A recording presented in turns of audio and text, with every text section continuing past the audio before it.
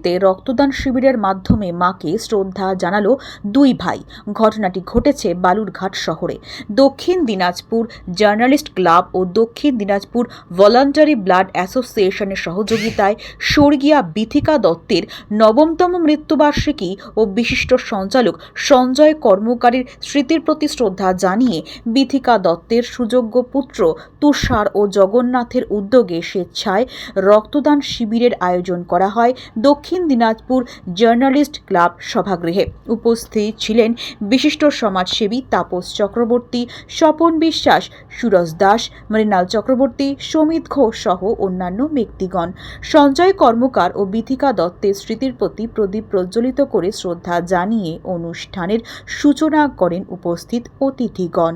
উক্ত শিবিরে মোট ৩০ জন রক্তদাতা রক্তদান করেন, যার মধ্যে 4 জন মহিলা রক্তদাতাও ছিলেন। আজকে একটা রক্তদান শিবির হচ্ছে, এটা ৬ষ্ঠ বর্ষ। আমার মায়ের মৃত্যুদিন অনুসারে এটাকে করার একটা সিদ্ধান্ত আপনার করোনা আমরা নেই, এবং এর জন্য আমাদেরকে আন্তরিকভাবে সাহায্য করে দক্ষিণ দিনাজপুর জার্নালিস্ট ক্লাব এবং দক্ষিণ Dinajpur volunteer blood donors association. এরা সাহায্য করে, এদের সাহায্যকে আশ্রয় করে আমরা ৬ষ্ঠ বর্ষে আমাদের এই রক্তদান শিবির করলো। কতজন এখনো পর্যন্ত রক্তদাতা? এখনো পর্যন্ত 10 জন হলো। আশা করছি প্রায় 30 জন মতো আমরা।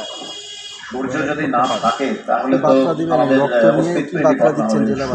জেলাবাসীকে বার্তা বলতে ছোট ছোট করে ক্যাম্প আগে যেরকম হতো, ক্যাম্পের সংখ্যা কমে গেছে এই ডিস্ট্রিক্টে, ক্যাম্প যাতে আরও বাড়ে, স্বেচ্ছায় রক্তদান শিবিরটা যাতে আরও বাড়ে, তাহলে জেলাবাসী রক্ত আন্দোলন আরও এগিয়ে যাবে।